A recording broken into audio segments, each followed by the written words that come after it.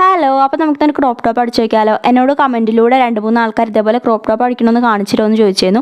അപ്പോൾ ഞാൻ അവർക്ക് വേണ്ടിയിട്ടാണ് ഈ ഒരു ക്രോപ്പ് ടോപ്പ് അടിക്കുന്ന ഫുൾ വീഡിയോ ഞാൻ ചെയ്യാമെന്ന് വിചാരിച്ചു കേട്ടോ. ഇനി ഇതിൻ്റെ ഫുൾ വീഡിയോ ഞാൻ എടുത്തിട്ടുണ്ടെങ്കിലും ഈ ഒരു വീഡിയോ നിങ്ങൾക്ക് ക്ലിയർ ആയിട്ട് മനസ്സിലാവുമെന്ന് എനിക്കറിയില്ല കേട്ടോ. കാരണം എന്താണെന്ന് വെച്ചാൽ ഞാനിത് സെൽഫി സ്റ്റിക്ക് ഉപയോഗിച്ചിട്ടാണ് ഇപ്പോൾ ഇത് എടുത്തുകൊണ്ടിരിക്കുന്നത്. എന്താ വെച്ചാൽ എനിക്ക് എടുത്തരാൻ ആളില്ല. ഞാൻ പറഞ്ഞിരുന്നതിന് മുമ്പ് എടുത്തരാ വെച്ചാൽ അമ്മയ്ക്ക് വർക്കുണ്ട്, അപ്പോൾ പിന്നെ അമ്മ അതിന് നിൽക്കില്ല. പിന്നെ എന്താണെന്ന് വെച്ചാൽ അതിനൊത്ത് സെറ്റപ്പ് ചെയ്യാൻ പറ്റിയ ഒരു സ്റ്റിക്കല്ല എൻ്റെ അടുത്തുള്ളത്. അപ്പം ഞാൻ എൻ്റെ അടുത്തുള്ള സംഭവം വെച്ച് അഡ്ജസ്റ്റ് ചെയ്തിട്ടാണ് ഈ ഒരു ക്യാമറ ഫുള്ള് എടുത്തിട്ടുള്ളത്. ഇതിൽ നിങ്ങൾക്ക് മനസ്സിലാവാത്ത എന്തെങ്കിലും ഉണ്ടെങ്കിൽ സോറി കേട്ടോ. എനിക്കിപ്പോൾ പറ്റണ പോലെ ഞാൻ എടുത്തിട്ടുണ്ട്. അപ്പോൾ ഫസ്റ്റ് നമുക്ക് കട്ടിങ് കിടക്കാം. കട്ടിങ് എന്ന് പറയുന്നത് ഫസ്റ്റ് ഞാൻ കട്ട് ചെയ്യാൻ പോണത് ഇതിൻ്റെ ഒരു ഫ്രണ്ടും ബാക്കും ഭാഗമാണ് കേട്ടോ. അപ്പോൾ ഞാൻ ഈ ഒരു കട്ട് ചെയ്യാനുള്ള പീസ് മടക്കണ ഒരു വീഡിയോ ഞാൻ എടുക്കാൻ മറന്നുപോയി. ഇനി ഞാനിത് എങ്ങനെ മടക്കിയെന്ന് വെച്ചാൽ നമ്മളെ ഫ്രണ്ടിലേക്കും ബാക്കിലേക്കും എടുക്കുന്ന പീസ് ഒരേ അളവാണ്. ഫ്രണ്ടിലേക്കും ബാക്കിലേക്കും പീസ് എടുക്കുക. അത് ഏത് അളവാണ് നിങ്ങൾക്ക് വേണ്ടതെന്ന് വെച്ചാൽ അങ്ങനെ എടുക്കണം കേട്ടോ. ഇനി ഓരോരുത്തരുടെ മെഷർമെൻറ്റ് പറഞ്ഞുതരാ വെച്ചാൽ എനിക്കങ്ങനെ പറഞ്ഞുതരാൻ അറിയില്ല. ഞാൻ എൻ്റെ ഒരു മെഷർമെൻറ്റ് ഞാൻ എങ്ങനെ എടുത്തതെന്ന് വെച്ച് അത് ഞാൻ വേണമെങ്കിൽ പറഞ്ഞുതരാം. ഇനി എൻ്റെ ഒരു മെഷർമെൻറ്റ് എന്ന് പറഞ്ഞാൽ ചെസ്റ്റ് ഏരിയ 37, അതേപോലെ തന്നെ ഷേപ്പിൻ്റെ ഭാഗം 30, പിന്നെ ഈ ഒരു ആം ഹോളിൻ്റെ ഒരു ഭാഗം 15 ആയിട്ടാണ് ഞാൻ എടുക്കൽ. എൻ്റെ അളവ് അതാണ്. അപ്പോൾ ഈ ഒരു അളവനുസരിച്ച് തയ്യത്തുമ്പും കൂടി കൂട്ടിയിട്ട് ഞാൻ എൻ്റെ ഫ്രണ്ട് 20, അതേപോലെ തന്നെ ബാക്ക് 20, മൊത്തം 40 ആയിട്ടാണ് എനിക്കൊരു തുണി പീസ് എടുക്കേണ്ടി വരിക. അത് എന്നിട്ട് ഞാൻ ബാക്ക് ഭാഗം ഫ്രണ്ട് ഭാഗം ഈക്വലായിട്ട് രണ്ടായിട്ട് മടക്കും. എന്നിട്ട് ബാക്ക് ഭാഗത്തിൻ്റെ മേലെ ഫ്രണ്ട് ഭാഗം വെച്ചിട്ടാണ് പിന്നെ ഞാൻ നെക്കൊക്കെ വെട്ടാറ്. അപ്പോൾ അങ്ങനെ വെട്ടാൻ വേണ്ടിയിട്ടാണ് ഞാനിപ്പോൾ ഇവിടെ ഫ്രണ്ടും ബാക്കും കൂടി മടക്കി വെച്ചതാണ് ഈ ഒരു കാണുന്നത് കേട്ടോ. ഇനിയിപ്പം ഞാൻ ഈ ചെയ്യാൻ പോണ ക്രോപ്പ് ടോപ്പ് സാധാരണ പോലെ ബാക്കും ഫ്രണ്ടും കഴുത്ത് വെട്ടി അങ്ങനെ ചെയ്യണതല്ല കേട്ടോ. സെപ്പറേറ്റ് നമ്മളെ കൈ ഇതിന്ന് സെപ്പറേറ്റ് വന്നിട്ട് അങ്ങനെ ചെയ്യുമല്ലോ, ആ ഒരു ടൈപ്പ് ക്രോപ്പ് ടോപ്പ് ചെയ്യാമെന്നാണ് ഞാൻ വിചാരിക്കുന്നത്. അപ്പം ഞാൻ ഉദ്ദേശിക്കുന്ന ഒരു രീതിക്ക് നമുക്ക് ശരിക്കും ബാക്കും ഫ്രണ്ടും കഴുത്ത് സെപ്പറേറ്റ് ആയിട്ട് വെട്ടി കൊടുക്കേണ്ട ആവശ്യമൊന്നുമില്ല. പക്ഷെ ഞാനിപ്പോൾ എന്താ ചെയ്യണമെന്ന് വെച്ചാൽ ഫ്രണ്ട് ഭാഗത്ത് ചെറുതായിട്ടൊരു വി ഷേപ്പിലൊരു കട്ട് കൊടുക്കാമെന്ന് വിചാരിച്ചിട്ടുണ്ട്. വി ഷേപ്പ് എന്ന് പറഞ്ഞാൽ ഇതിൻ്റെ ഒരു വീതി 3, അതേപോലെ തന്നെ നീളം 2.5 ആ ഒരളവിൽ വെച്ചിട്ട് ജസ്റ്റ് ഒരു വി ഷേപ്പ് പോലെ അങ്ങനെ വെട്ടി കൊടുക്കുന്നുണ്ട്. അത് ഞാൻ ഫ്രണ്ട് മാത്രമേ വെട്ടണുള്ളൂ, ബാക്ക് ഞാൻ അങ്ങനെ വെട്ടി കൊടുക്കണില്ല. പിന്നെ ഇനി ഇത് കഴിഞ്ഞിട്ട് സാധാരണ നമ്മൾ കൈക്കുഴി വെട്ടുന്ന ആ ഒരു ഭാഗത്ത് ജസ്റ്റ് ഒരു ആ അറ്റത്തുനിന്ന് ഇങ്ങോട്ട് 4 അളവ് എടുത്തിട്ട്, അതേപോലെ തന്നെ ഇറക്കം ഒരു 4 അളവ് എടുത്തിട്ട് ഒരു കോൺവെട്ട്, ഇതേപോലെ തന്നെ ഒരു കോൺവെട്ട് അവിടെ ഞാൻ വെട്ടി കൊടുക്കുന്നുണ്ട്. അത് ഞാൻ ഫ്രണ്ടും ബാക്കും ഒക്കെ കൂട്ടിയിട്ടാട്ടോ അങ്ങനെ വെട്ടി കൊടുക്കുന്നത്. അതെന്താണെന്ന് വെച്ചാൽ അത് നമ്മൾ കൈക്കുഴി വെട്ടുന്ന പോലെ തന്നെയാണ്. ആ ഒരു സംഭവം നമ്മൾ സെപ്പറേറ്റ് കൈ വെക്കുമ്പോൾ നമ്മൾ ആ കൈയിൻ്റെ ഒരറ്റം അവിടെയാണ് നമ്മൾ അടിച്ചുപിടിപ്പിക്കുക. അപ്പോൾ അവിടെ അങ്ങനെ വെട്ടി കൊടുക്കുക.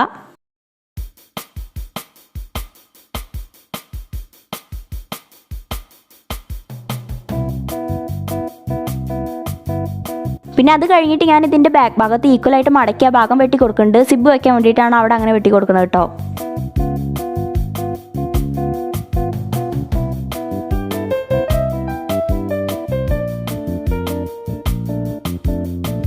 പിന്നെ ഇനി നിങ്ങളിതിന് എത്രയാണോ കൈയിൻ്റെ ഇറക്കം ഉദ്ദേശിക്കണമെന്ന് വെച്ചാൽ അതനുസരിച്ചിട്ട് നമ്മൾ ആ ഒരു കൈയിന് വെക്കുന്ന 2 കൈയിൻ്റെയും ഭാഗം അതേപോലെ തന്നെ ഈക്വലായിട്ട് മടക്കി വെച്ചിട്ട് ജസ്റ്റ് ഒന്ന് ക്ലിയർ ആയിട്ട് വെട്ടി കൊടുത്താൽ മതി. എത്രയാണോ ഇറക്കം എടുക്കണമെന്ന് വെച്ചാൽ അത് അങ്ങനെ വെട്ടി കൊടുക്കുക.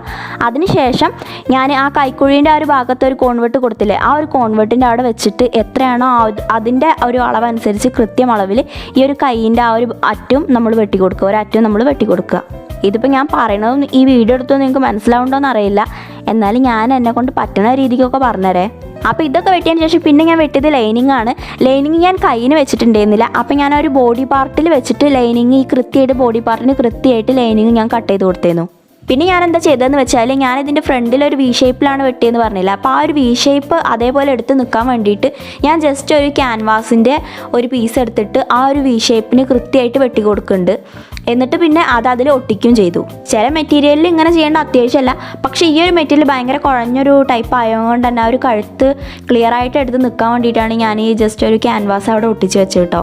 അങ്ങനെ പിന്നെ ക്യാൻവാസും കൂടി ഒട്ടിച്ച് കഴിഞ്ഞപ്പോൾ ഞാൻ ഈ ഒരു ക്രോപ്പ് ടോപ്പ് അടിക്കാൻ തുടങ്ങി കേട്ടോ.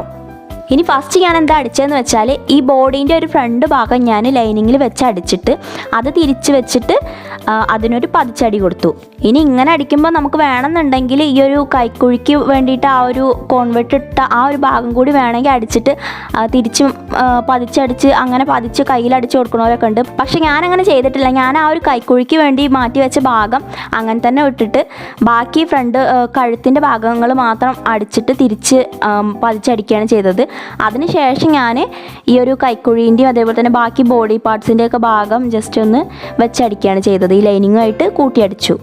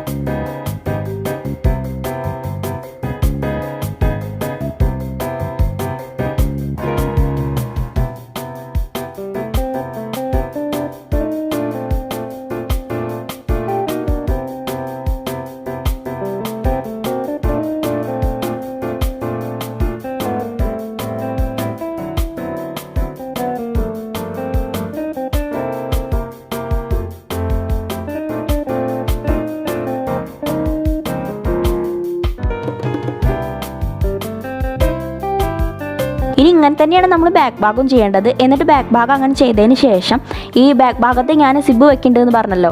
സിബ് വെക്കുമ്പോഴാവും ക്രോപ്പ് ടോപ്പ് അടിക്കുമ്പോൾ ഒന്നും കൂടി വൃത്തി സിബ് വെക്കുമ്പോഴാവും നമ്മൾ ഇടുമ്പോഴൊക്കെ ഒന്ന് ഷേപ്പിൽ നിൽക്കാനും അതേപോലെ തന്നെ നമുക്ക് ഇടാൻ സുഖത്തിനൊക്കെയാണ് സിബ് വെക്കുന്നത്.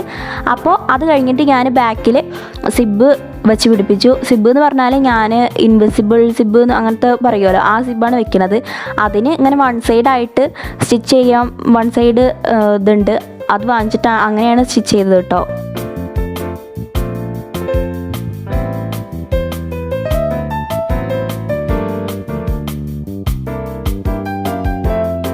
അപ്പോൾ അതും കൂടി വെച്ച് കഴിഞ്ഞപ്പോൾ പിന്നെ ഞാൻ ഈ ഒരു ബോഡി പാർട്സ് രണ്ടും കൂടി കൂട്ടി വെച്ചിട്ട് എൻ്റെ അളവ് എടുത്തിട്ട് കൃത്യമായിട്ട് വരച്ചിട്ട് പിന്നെ രണ്ട് സൈഡും കൂട്ടിയടിച്ചു.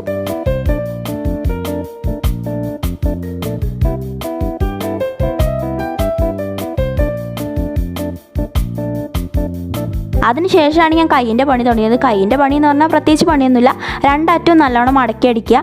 എന്നിട്ട് ഒരറ്റത്ത് കൂടെ നമ്മൾ കുറച്ചും കൂടി ഹോള് വിട്ടിട്ടാണ് ഞാൻ അടിച്ചത്. എന്താണെന്ന് വെച്ചാൽ ആ ഒരറ്റത്ത് ഞാൻ എലാസ്റ്റിക് ഇട്ടു, പിന്നെ ഒരറ്റം ഞാൻ അങ്ങനെ തന്നെ വിട്ടു സാധാ പോലെ.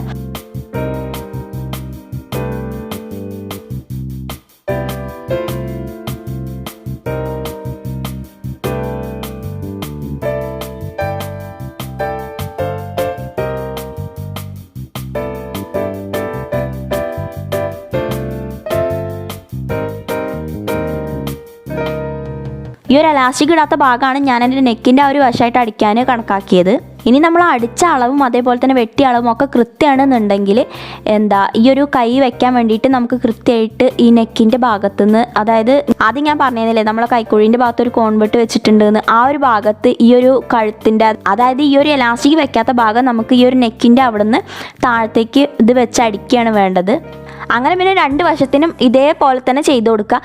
അങ്ങനെ ചെയ്യുന്നതിൻ്റെ മുന്നേ നമ്മളെന്താ ശ്രദ്ധിക്കേണ്ടതെന്ന് വെച്ചാൽ ഈ ഒരു കൈയിൻ്റെ അളവ്, അതായത് രണ്ട് കൈയിൻ്റെ അളവ് കൃത്യമല്ലേ നോക്കണം. അതേപോലെ തന്നെ നമ്മളെ നെക്കിൻ്റെ വീതി അതേപോലെ നീളം ഇതൊക്കെ കൃത്യമല്ലേ നോക്കിയിട്ട് വേണം കേട്ടോ ഈ ഒരു രണ്ട് കൈക്കുഴിയും കൂടി, അതായത് കൈയിൻ്റെ ആ ഒരു പീസും കൈക്കുഴിയും കൂടി കൂട്ടി കൊടുക്കാൻ.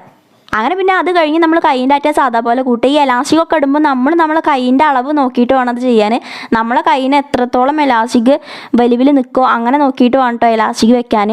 അങ്ങനെയാകുമ്പോൾ നമുക്ക് പിന്നെ നമ്മളെ കൈയിൻ്റെ ആ ഒരു അളവ് വേറെ സെപ്പറേറ്റ് എടുക്കേണ്ടി വരില്ല. അത് കഴിഞ്ഞിട്ട് ഈ ഒരു സംഭവം ഇതേപോലെ തന്നെ സാധാ പോലെ കൈയും സൈഡും കൂടിയൊക്കെ കൂട്ടി വൃത്തിക്ക് അടിച്ചിട്ട് ലാസ്റ്റ് അടിഭാഗം കൂടി മടക്കി അടിച്ച് കഴിഞ്ഞാൽ നമ്മളെ ക്രോപ്പ് ടോപ്പ് റെഡിയാവും. ഇതിപ്പോൾ പറയുമ്പോൾ അത്രയൊക്കെ ഉള്ളൂ, പക്ഷേ ചെയ്യുമ്പോൾ നമുക്ക് ചെയ്ത് ശീലമില്ലാത്തവർക്ക് ഇതൊട്ടും മനസ്സിലാവില്ല. അല്ല കുറച്ച് ചെയ്തൊക്കെ ശീലമുള്ളവർക്കാണെങ്കിൽ ഏകദേശമൊക്കെ ഏറെക്കുറെ നമ്മൾ ചിലവർക്കൊക്കെ കട്ടിങ് കണ്ടാലേ മനസ്സിലാവും. അപ്പോൾ അങ്ങനെയുള്ളവർക്കൊക്കെ ഇത് ഉപകാരപ്പെട്ടിട്ടുണ്ടാവും എന്ന് ഞാൻ വിചാരിക്കുന്നുണ്ട്. ബാക്കിയുള്ളവർക്ക് എന്താണെന്ന് വെച്ചാൽ ഈ സ്റ്റിച്ചിങ്ങും കട്ടിങ്ങും ഒക്കെ കൂടി നമുക്ക് യൂട്യൂബ് നോക്കി പഠിച്ചെടുക്കുക എന്ന് പറഞ്ഞാൽ നടക്കുന്ന ഒരു കാര്യമില്ല. പിന്നെ എന്താണെന്ന് വെച്ചാൽ ഇതിനൊക്കെ ഓരോ മെഷർമെൻറ്റാണ്, ഓരോരുത്തർക്ക് ഓരോ ടൈപ്പ് മെഷർമെൻറ്റാണ്. ഇപ്പോൾ എൻ്റെ മെഷർമെൻറ്റ് ആവില്ല വേറെ ഒരാൾക്ക് വരിക. അപ്പോൾ അതിൽ ഞാൻ ഇതുവരെ ലാർജ് സ്മോള് അങ്ങനെ മീഡിയം നോക്കി ഞാൻ ചെയ്തിട്ടില്ല. ഞങ്ങൾക്ക് ഓർഡറൊക്കെ വരുന്നത് ഞങ്ങൾ ഒന്നും കൂടി സ്റ്റിച്ച് ചെയ്യാൻ വേണ്ടി ക്ലാരിഫിക്കേഷൻ മെഷർമെൻറ്റും കൂടി ചോദിക്കാറുണ്ട്. അപ്പോൾ ഈ ഒരു ക്രോപ്പ് ടോപ്പിൻ്റെ സ്റ്റിച്ചിങ് കട്ടിങ് ഒക്കെ റിക്വസ്റ്റ് ചെയ്ത ആൾക്കാർക്ക് ഇത് കുറച്ചെങ്കിലും ഉപകാരപ്പെട്ടിട്ടുണ്ടാവും എന്ന് ഞാൻ വിചാരിക്കുന്നുണ്ട്. പിന്നെ നമ്മൾ ചെയ്തൊക്കെ കഴിഞ്ഞ് വന്നപ്പോൾ ക്രോപ്പ് ടോപ്പിൻ്റെ ഒരു റിസൾട്ട് ഇതാണ്.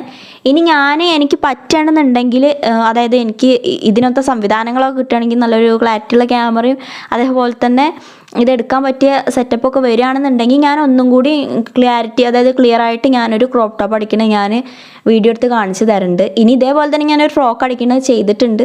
അപ്പോൾ അത് ഞാൻ ഇതേപോലെ ടൈം കിട്ടുമ്പോൾ ഞാൻ ചാനലിൽ അപ്ലോഡ് ചെയ്യാം.